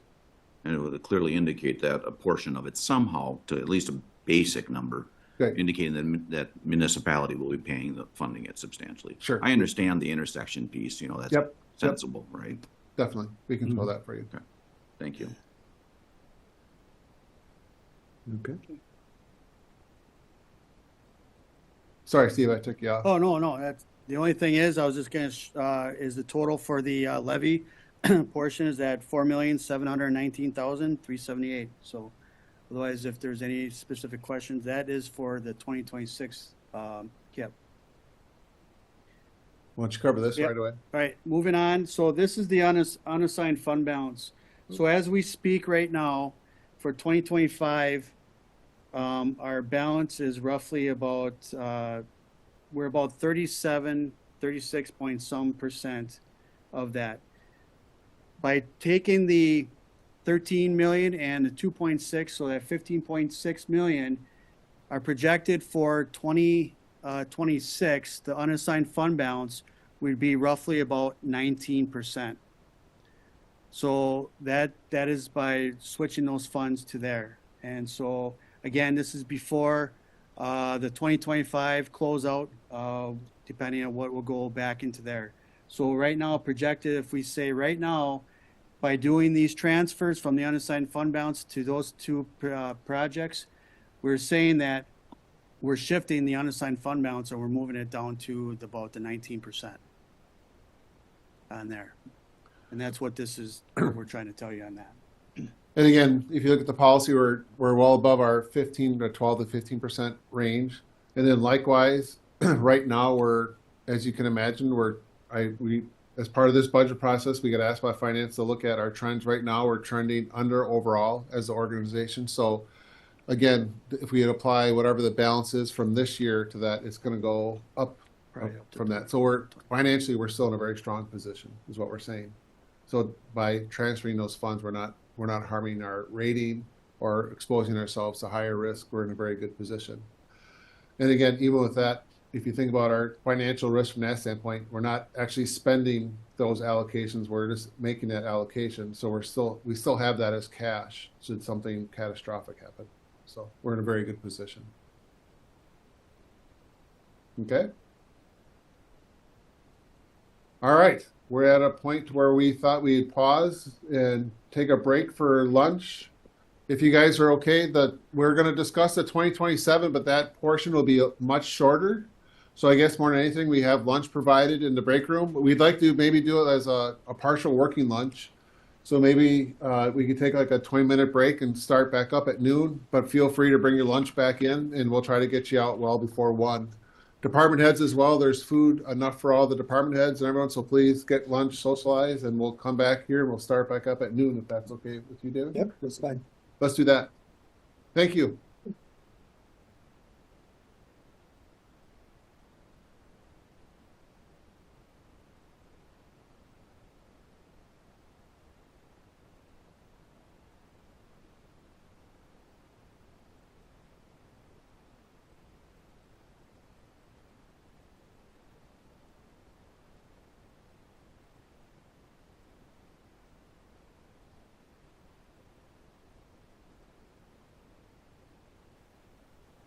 You lost a little bit, right? Some Is people. that it? Okay, we're gonna get back started. Again, you guys can keep on eating lunch. This is a working lunch. But we'd like to, before we transition to the 2027 budget, David had reminded me one thing I did want to discuss with the board, just put it on your radar. One of the things, obviously, within the highway operations is we're at a point where a lot of our equipment is reaching its age of life. Along with equipment, we're also reaching issues in terms of, I guess, what we call source materials, types of rock and aggregates that are used for our operations. So one of the things that we're working with is that has been working with, well, with Kewaunee County, but also with a consultant that we had do some initial studies, but now also with Brenda and Steve. We're going to do some long-term planning for the highway department and look at some of our operational needs. And actually, on some of the stuff, the committee did authorize us looking at some of our existing quarries to do analysis on what the actual quantity of materials that are left. But I just wanted to let the committee know that that's on our radar. And so it should be on your radar as well, just in terms of our long-term operations for the highway, making sure that we're planning for the future in terms of how we operate.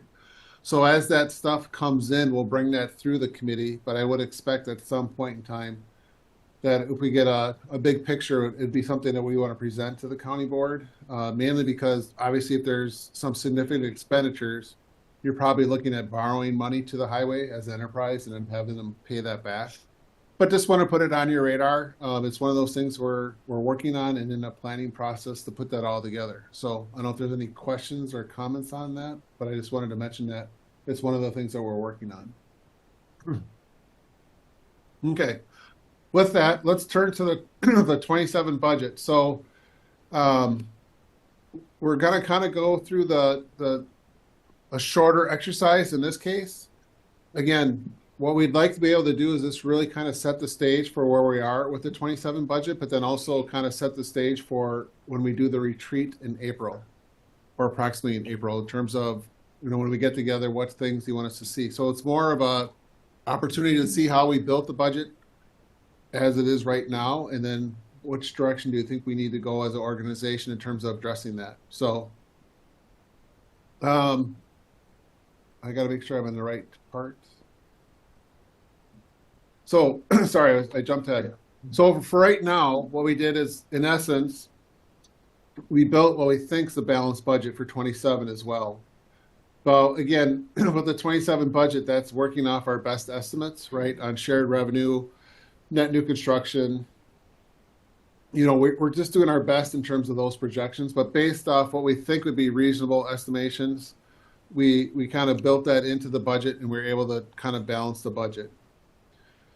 Again, based off the direction from the retreat, I thought this was a good exercise to work through. What we did is, in terms of the directions to the department heads, we included a 3% increase for the GMEs. And then this number, in essence, was provided to each department, but that our general municipal employees. So in other words, our employees in general are provided a 3% increase, sorry. But then what we did is we asked each department then to still come back in at 0. So in other words, whatever the percentage increase was within their budget, they had to find the necessary reductions to still balance their budget. So that was the exercise that was given to the department heads as the exercise. And again, by doing that, that helped us build a balanced budget because again, they came in, for the most cases, a lot of them were able to do it or were not. But overall, we were able to balance that budget because of how we looked at that exercise. So with that, let's just go through the high level stuff really quick again. Steve, or just kind of walk us through? Yeah, so for the levy calculation for 27, I took the average for the net new construction of that 1.69%. I took 26, 25, and 24 is net new construction, averaged that out, came out to 1.69%. That's that $456,393 additional to the levy. And then just moving down, we have the what's outside the ambulance of the 5.5, bridge aid 35,000, and then the debt services of that $784,445. So our levy amount is that $33,791,586. Then we get down to the proposed in the green area, based on by department. So we have that 27 million, then the ambulance, we add that back in, and the bridge aid, and then our debt. We have our levy of that, as you can see right now, we are balanced of the 33,791,586. That increased, the levy portion increased 806,405 compared to 26. That's a 2.44%. Our mill rate, it's hard to tell, but right now, because we equalized value, we had to use the same equalized value as 26 of that 14,858,000,000. So right now, our equalized mill rate is at $2.27 and right now, again, it's up 2.44%, but again, that could change based on once we get the mill rate. So we are balanced. So there's no additional levy for the 2027 budget. So moving on in your packet again on page 13. This is the summary. Again, we're comparing the 27 proposed to 26 proposed. You'll see on the right-hand side whether departments got close to their projected zero or not. That's the percent difference from the levy portion to the 2026 proposed. You'll see up on top the general administration. That is, you'll see that kind of went down because of, again, we didn't transfer it. We don't have nothing transferred from the unassigned fund balance for 2027. That is why the revenues and the expenditures were down compared to 2026. Then you could see all the revenues or the levies for each individual department. Again, this is just a high level. You can see the percent changes and stuff like that. And then if you go to the second page, this is again, the various different departments. And then you'll see on the bottom that $33,791,586 of our tax levy, that 2.44% increase. Our mill rate is at $2.27 and a bunch of digits after. Obviously, the equalized value right now is 0% because of we don't know what that's going to be. So then the mill rate increased from 26 to 27 is at 2.44%. So I don't know if there's any specific questions you want to get into or anything like that with regarding to the budget itself. You? What's the assumption you're using for health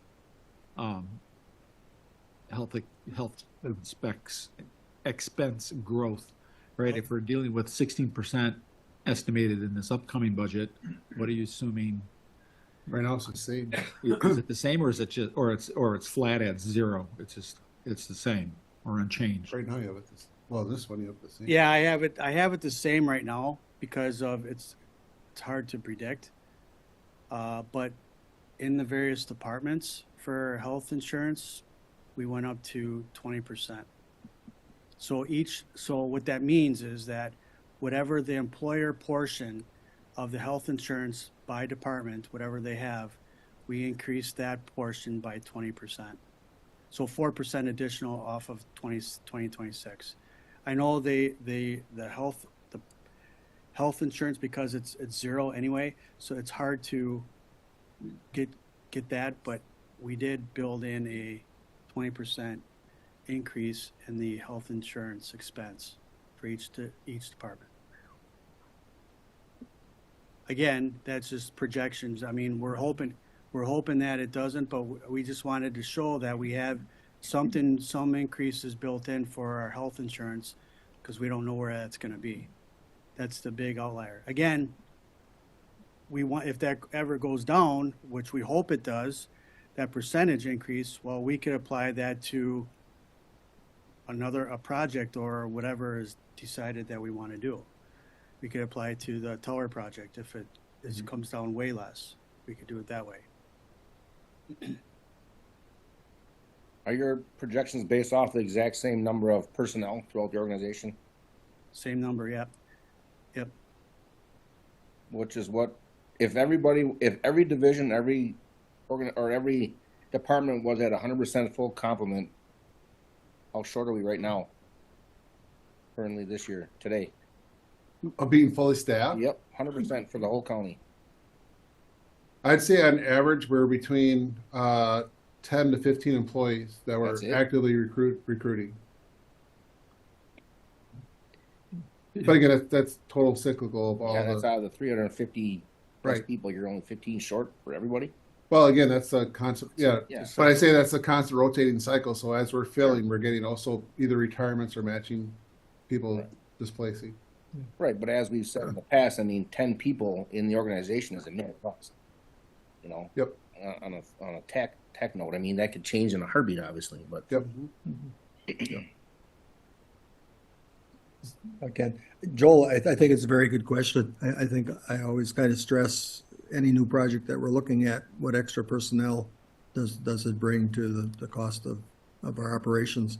And so I guess I'd ask Steve a question there. You talk about a 3% increase for the GMEs, that's very equitable. That's what we need to take care of our workers. I don't mean it that way, but that brings us an increase in cost every year.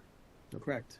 So what is like the total wages for the GMEs? Is it 10 million? Is it whatever? Well, on average of our whole county budget, our employee with cost is roughly about 36% of our overall budget. About 32 million. Yeah. Well, if you include in all employee wages, including representative, we're about 32 million. Okay. Huh? With Yes. benefits? Yes. Yeah. Yep. So I guess when you take 3% of that, that's the Yep. increase. Our budget is likely to go up each year going Correct. forward. Yep. Yep. Or even more. Yep.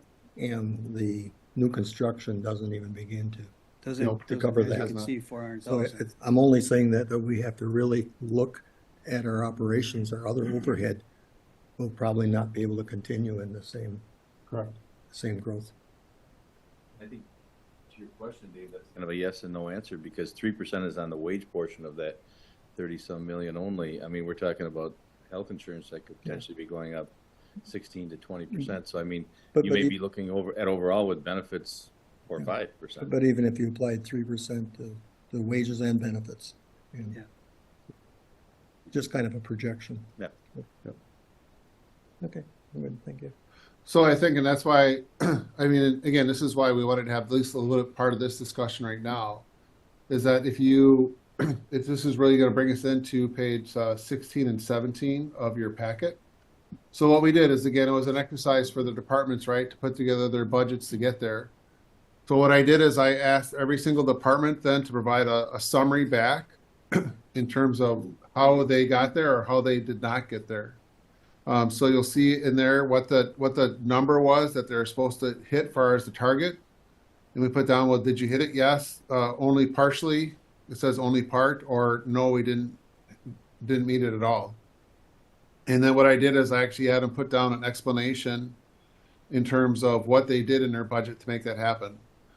So again, now this starts we start to have that conversation that you're kind of bringing up, right? If we continue to do the increases, and that's what the exercise was, we increased it to 3%. What impact do we have? Because we're increasing, but we're not matching that growth on the revenue side in the most case.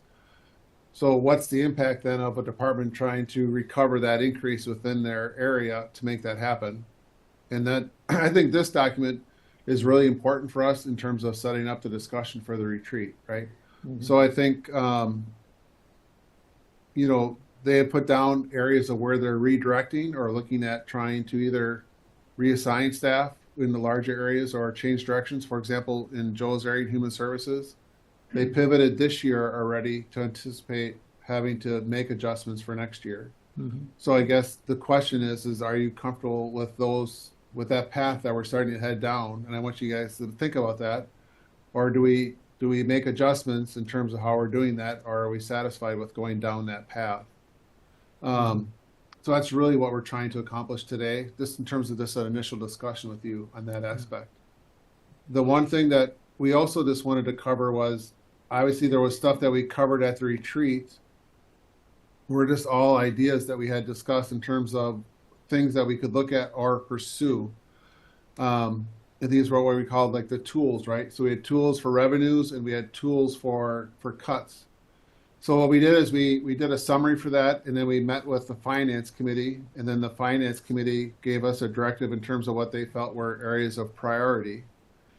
And again, most of these tools are all in our mind still on the table, but we did not really use any of those. So the premier, if I could just really quick, for example, the premier resort tax, obviously that we need to work with our representatives to see if it could be added for the county. So I had this one initial discussion with Joel, but it hasn't really gone anywhere in terms of earnest with that. Obviously, the tighter budgeting, I consider that as implemented in terms of we really tightened up our budgeting for both revenues and expenditures based off actual numbers and trends. So I think that we're in a good spot for that. But there's other ones that are on here, the POUTS fee, a return of some of the stuff for the CIP, the county wheel tax, referendum. Those are all items I would consider tools in the toolbox that are available for us at some point in time should we choose. But those items are not part of the budget at this point in time. Continuing on. Oh. Could you go back to the county wheel tax, research completed? Can I get something emailed to me on this? I don't remember seeing any research. Sure. So yes. So Pam actually did that for the committee, and she has that research that was done in terms of the wheel tax, but we can share that information. Please do. Sure. Again, just going on in some of those other tools, we have the county park and trail pass. It is under research. I know Wayne's been doing some research on that. I know he's reached out to several counties that have done it and is putting together at least the research for that. The camping fees, we did actually address that one. The ice rescue fee, we have a question mark right now. I asked Aaron to kind of look into that in terms of how that would actually be implemented, and he's trying to check with some other neighboring communities to see if they were able to put anything like that together.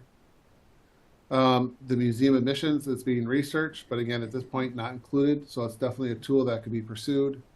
And expanding the Friends of the Museum obviously is in the works, but again, that's to grow the base. So those are like revenues ideas. And then the top expenditure ideas that we had talked about, again, 35.5-hour work week it was considered as an idea. We did the freeze on all CIP projects. Again, on that one, I feel very confident that we kind of redirected our priorities and how we're funding. So I feel very comfortable with our 5-year plan for that. We are looking at the health plan. We talked about different ways of reducing that. One of the ideas was carve-outs, but we will have more ideas for that. Our target, again, is to get that 16%, even under that. This one, obviously, is an idea that's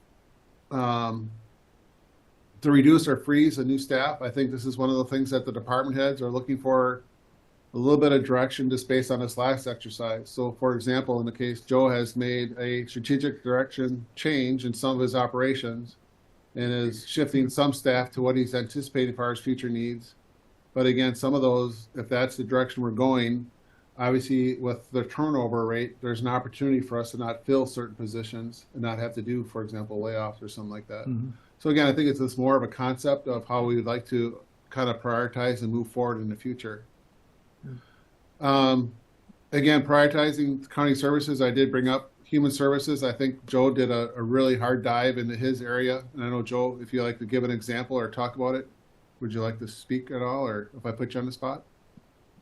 I think it's just good to hear kind of what, at least one area, what they've done and how he's changing priorities. So Joe, why don't you just give us like a walkthrough, for example? We've got 3 employee changes. So we cut out a position that we talked about already, the ADRC shifting over, or the AODA coordinator shifting over to APS. That was one thing we moved. I think most of you already heard we've eliminated one of our part-time meal site manager positions that actually went into effect this month. So we shut down one of our meal site operations in Brussels. And then we have another position that we've eliminated in next year's budget, which is currently vacant. It's a comprehensive community services case manager position.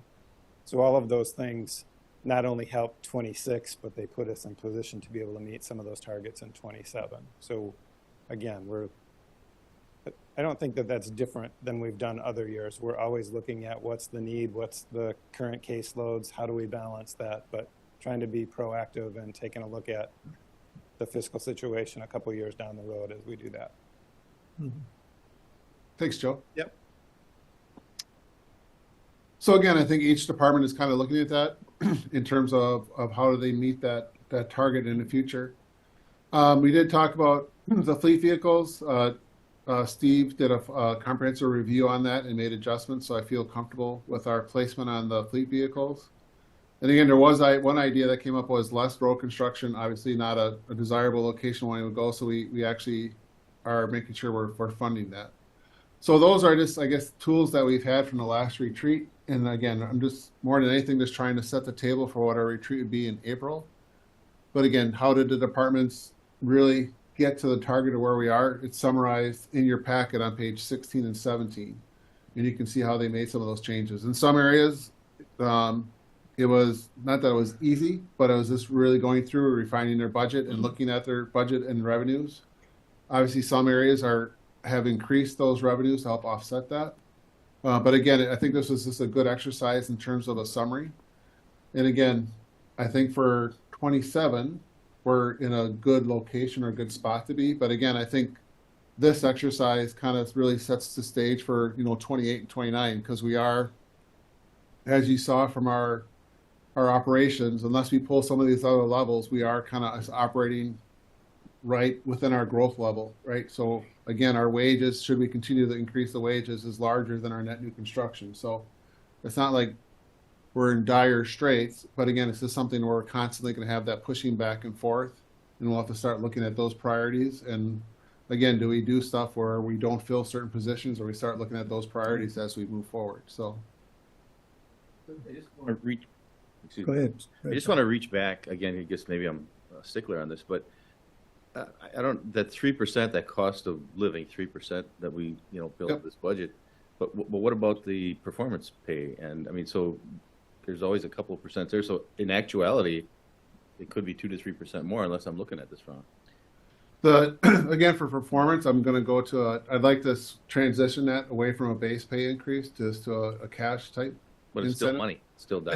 It's still money each year, but yeah. So That would for be the above total the incentive package, right, you're doing higher than 3%, but that doesn't, I guess it doesn't compound is what I'm getting at on the pay for performance. Well, I think when you talk about a budget, you're not. I agree with you. It doesn't compound, but it still adds dollars into the budget. I mean, the upcoming years if you plan for it. So I think you're short on that 3. And you talk a percentage or 2 on $30-some million. That's very significant. So let's make sure we're looking at that with the right lens, in my opinion. Yeah. I asked a question about total salaries, but I think you probably need to do some further analysis on that, because the 36 million, I'm sure, includes a lot of grant money for positions too. Yep. So it's not just levy dollars that apply. But along that same line, I mentioned the WCA conference coming up, and where the county board chairs will be voting on some resolutions. And there's a few of those that talk about different things. There's Forest, Bayfield, and Marinette. Our recommendation is being postponed, but their suggestion was trying to get 0.5% of the 5% sales tax that the state collects and have that go to the county. Just, I know, that's probably why it's postponed. I'm just saying there, but there are counties thinking, we're not alone trying to look at alternatives to maybe getting some money. There's things, there's a resolution on STRs, some of the fees that might be available if there was a permit or a taxing with them. Reaffirming some of the current county positions, dollars for county conservationists. There's things in the budget this year to increase that. But if more of those costs for some personnel would be shared by the state, that helps the county in their operation.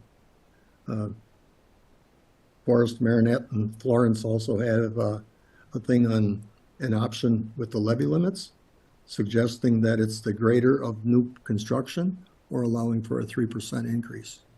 So there's things that we, as a county, might be able to get behind. I think some of this will be passed at the association and they'll be working. I probably have some other ones here, but those are just examples of. That's why I asked the question earlier.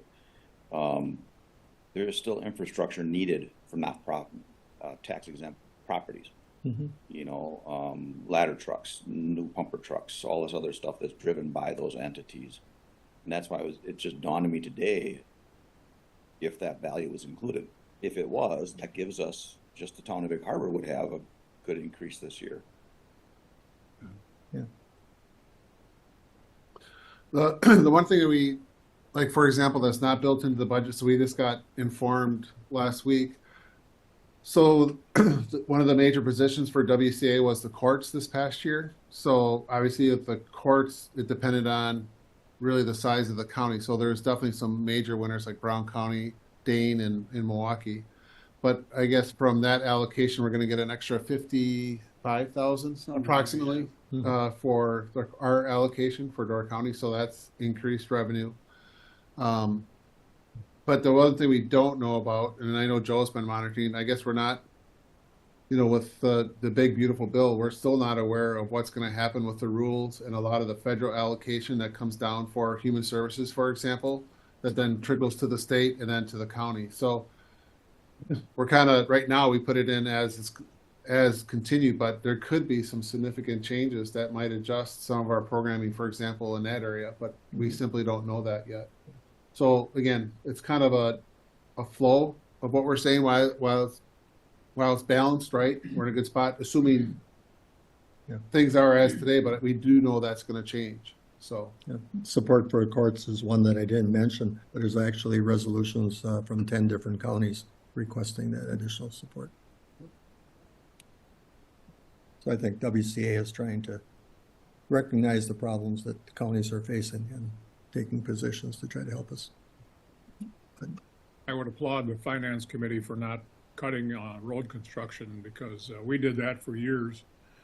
The road paving was always the whipping boy at the budget meetings. Whenever we came down to the bottom line and needed to cut something, we cut roads. Well, that came up to bite us. Finally, in order to catch up again, we did a levy limit override in 1 year of $600,000, and we brought the roads up to snuff. And now we're doing 5 miles of paving, 5 miles of chip seal every year to address 10 miles of roads. We have 100+ miles. So looking forward, don't be cutting road construction because that'll bite us big time down in the future. Dave, you And on that topic, because it did come up, we still have all the employees and all the equipment. Just because we cut miles doesn't mean that we're not cutting an awful lot of expense there. So, okay, I guess if there's not any other questions, or I guess I'd open up to any department heads if you wanted to speak at all in terms of any challenges or issues you had with the exercise for 27, I guess I invite you for that. I try to capture their comments, but if they wanted to add something else, I'm more than willing to do that, or not seeing anything at the moment, so. Ken, Ken, I have a question. Oh, sure, go ahead. So when it comes to possible Pratt tax, would that be on hotels and STRs? Would that be on restaurants too? I mean, what kind, you know, that some of the towns already have a Pratt tax. Would this be above what they have? I mean, if it happens. Right, so the first part of your answers is yes, the Pratt tax targets most of your tourism-related activities. And there's actual, there's when you're actually approved, there's actually a listing of all the areas that they would include within the tax. Now, in terms of doubling up, know that my understanding is that it would not be. So in essence, you could do like a countywide Pratt, but then you'd have to also negotiate with our municipalities to say, okay, we're gonna either try to make you whole or share that Pratt tax with all of them. Because again, Sturgeon Bay has it now, and there's, I believe, 2 other ones that have it in place. So, Sister Bay has Pratt. yep. So that one's going to be difficult for us as a county to get passed because of the requirements. But then even if we get it passed, then we got to figure out how do we actually allocate the funding and share it. Okay. My So that other one's gonna be question, complicated. my other question was, it was talking about like licensing fees and stuff for STRs. Does that mean the county would take over all licensing? Because I mean, there's already licensing through the state and the individual townships. And I know like Sister Bay, as an example, charges $1,000 for a recurring license, and Sturgeon Bay is $300. So I'm wondering if the county does a licensing fee, would we just take over all the licensing? Otherwise, I'd be concerned that there'd be lawsuits over the added expense from people. Yeah, with the Pratt, there's not an additional licensing fee. It's just all those areas that report under it's under a business code that would actually be collecting the tax. So why Jill would be more than excited to collect or do more revenue for licensing, that would not be how it's implemented. So there's not additional licensing in that sense. Okay. All right. That was my only question. Thank you. Thank you. We're going through 2027 here, but when does the county need to start thinking about having to carry the extra debt service for the towers? Is that 28 or 29? So again, if we apply everything we are right now, we're probably down to about $9 million in terms of what we would think as far as debt. Now, if we have a surplus this year, which we're expecting that we'll be able to drive that down even more for 26. So right now we're looking at issuing debt probably at the end of 26. I'd probably say right now closer to 27, because that's when on some of the stuff we're able to pay what we have for cash from that aspect. So We don't have it in here, so I'm assuming it'll be a 28 expenditure because we're not looking at additional debt carrying in 27, right? Correct. Well, like on some of the stuff with the money we set aside for like the towers now, we're going to start doing some expenditures on putting those towers in place, but we'll bring that forward so that's transparent. But So again, it's the big issue will be in 28 when we actually go out for bid for the complete radio system and all the technology for that. Yeah. So in anticipating, obviously we're carrying $700,000 a year now in debt service. I don't know, 9 million, 8 million. I don't know what that would be. Is that $1 million? Is that 2 million in debt service that we would have to think about in 2028? So I guess the point I'm making here is that in the fact that you're asking department heads to look at 2026, 2027, take a look at where we're going to go, I think that's going to be a fairly significant challenge for us in whatever year it comes, right? Yep. Even though it's outside the levy limit, it's still. Yeah, it's still added expenses to the tax, correct. Right. Okay, so the answer was 2028, we're gonna have to start thinking about that. 20, well, I'd say Before 27 for the issuing the debt. Yeah. But Bob, you had a question? But the payments start in 28. Yeah, that's great, in terms of the exercise. Correct. Yeah, just a quick question on the tower project. I've had a couple constituents ask, have we ever like done the math? Do we know like how much the tower project is going to cost per taxpayer, kind of a thing? Have we ever come up with a number like that? I'm just curious. I've had a couple people ask me, and I said, I mean, is that just, is that, I mean, if it's, I guess suppose if it's just that simple, I mean. Yeah, well, I think we have some of that information there, the cost per 100,000 or whatever Right. that Steve gives us, and then apply it to the 28 million that doesn't give you per person, but nothing is ever that way. It's Yeah, it's hard to do per person because obviously we have our population, right? But the population isn't all paying for it. It's actually your tax base that's paying for it. So it's all your tax properties that are actually, you have to go by the number of tax parcels that are doing it, and that varies off the value of the parcel and all that, so. Yeah, I suppose, yeah. You know what I mean? thousand. That's the standard for measuring. Right. Yeah. That would answer his question to the best that could be answered. Sure. Okay, are there any other discussion? I have one more, I have a Oh, comment. So okay, sorry. just a quick comment for department heads and committee chairs, please make sure that your 2026 proposed budget is on your agendas for September's meetings. The budgets are on the 26 proposed budgets are out on the website. So the committees could get right out there. So you don't have to print them out and put them into the packet. So they're all ready out there to be viewed. So. I just have one comment, and it's meant to be a positive comment, and this is probably more so for the department heads and those that participated in the exercise of the 2027 budget and what your challenges may be. You know, that's a request that's coming from the board. And unfortunately, we put Ken probably in a tough position when we see, you know, what is called the wall approaching, and you know, he serves obviously at the pleasure of the board. So our question becomes difficult as, okay, what are we going to do? So those of you that have participated in a positive way and really found a means to help Ken, help the county board, help the taxpayers of this county figure out where we're going to go in 2027 and 2028, I commend you. That's important because that's your role as you operate in that department and you try to function within a structure of costs and not unlimited ability to spend. We always, as a department head, have to have that forward looking and that forward thinking. We all in our personal lives can't have everything we want, right? We got to balance and we got to plan and we got to budget. So I commend those of you that participated in a positive fashion because it's important. Thank you.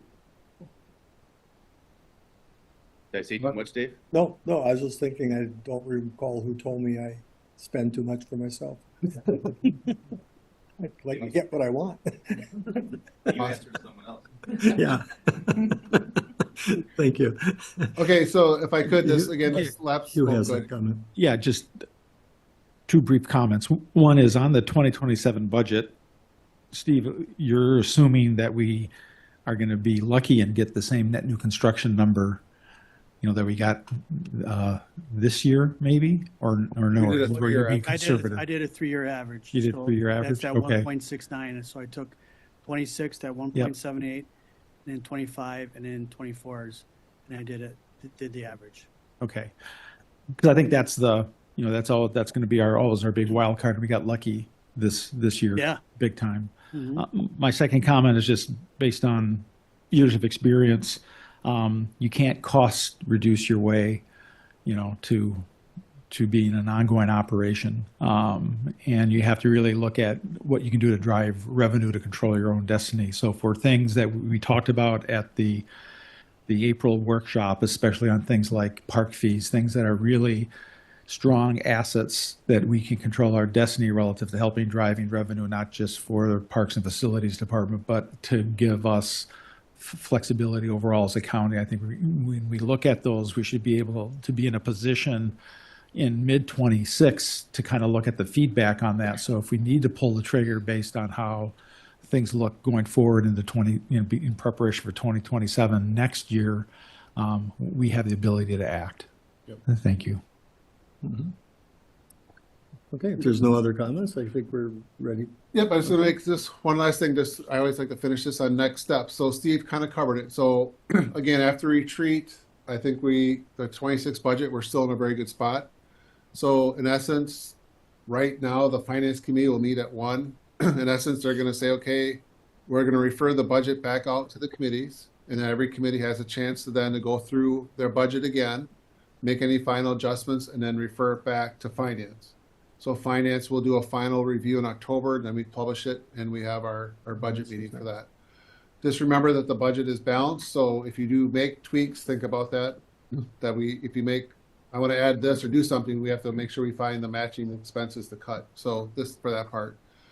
So again, and then the other thing is, again, I appreciate the time today. And again, for the 27 budget, I guess the only thing that I'd ask is obviously maybe read those write-ups as prep for our April meeting. Because I think what we found out this year is having that meeting in April, approximately there, it really set the stage for building a budget, and it really puts us in a good place for this meeting. So while the past retreats were good, this one I thought was really productive because you guys gave us some strategic direction to go, and we followed that, and we built the budget off that. So I appreciate that very much. So, but with that, I'll turn it back to the chair, and Okay. we can go from If there. there's no further comment, I guess we're ready to adjourn. And everyone can go home. Except We're Finance adjourned. Committee. And the Finance Committee will have a meeting after this. So